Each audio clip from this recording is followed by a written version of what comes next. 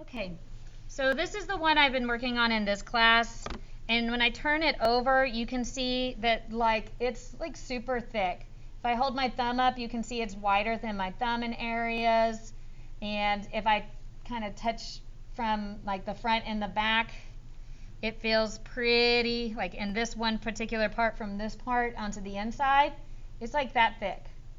It's like almost 2 inches thick. So we really want to thin this out.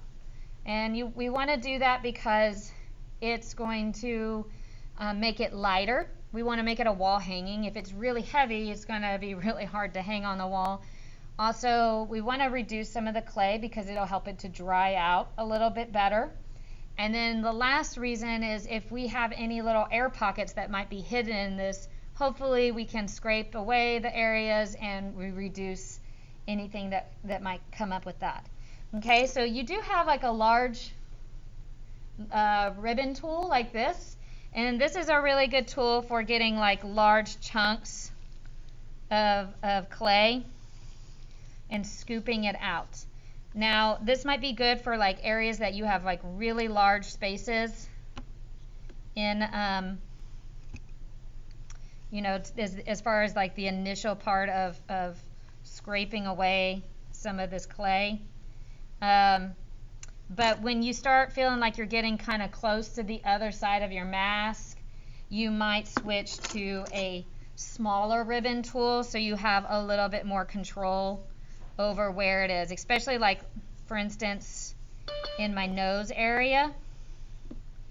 And where my nose is, right here, it's coming out in that space. I might want to thin out.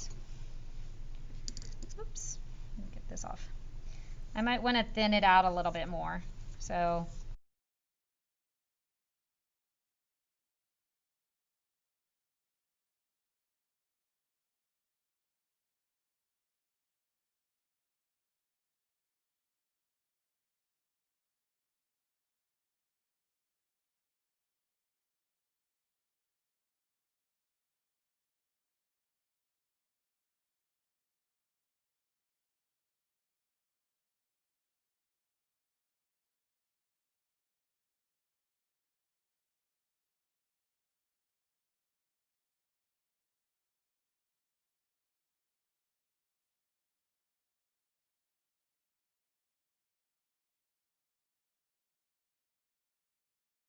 and here's the one I was working on in my other class.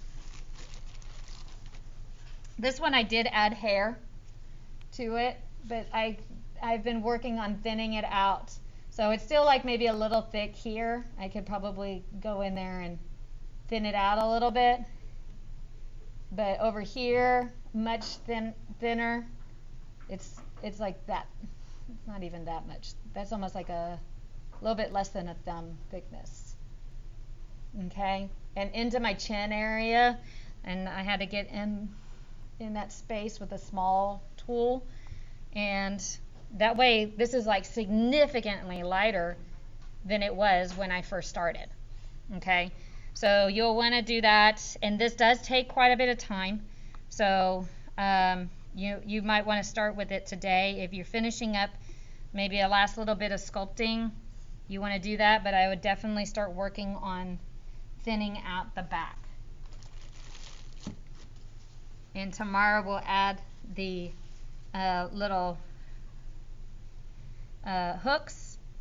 One final thing before I let y'all go, one more thing that's an important tip. Notice all this stuff that I just tore out of my clay. I don't want to throw this away. Do not throw this away. It might be a little bit harder. This is actually not too bad on mine, but it's still a little drier. I can kind of gather it together. If it's significantly harder, then maybe if you have a Ziploc bag, you can put in a Ziploc bag and spritz it down just to get some extra moisture into it. But we can reclaim this and make this plastic again and moldable. So don't throw away any of your clay because we will need it.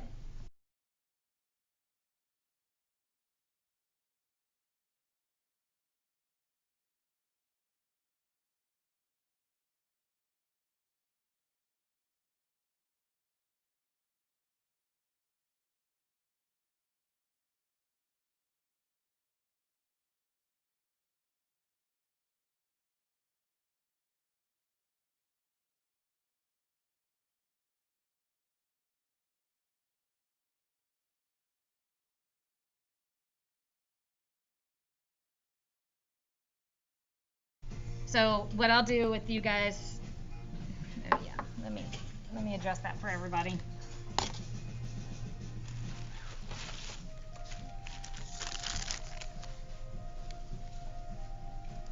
Okay. All right, since it's getting kind of close, I just wanted to kind of show you what to do with the scraps. You have, like, I have all my scraps here.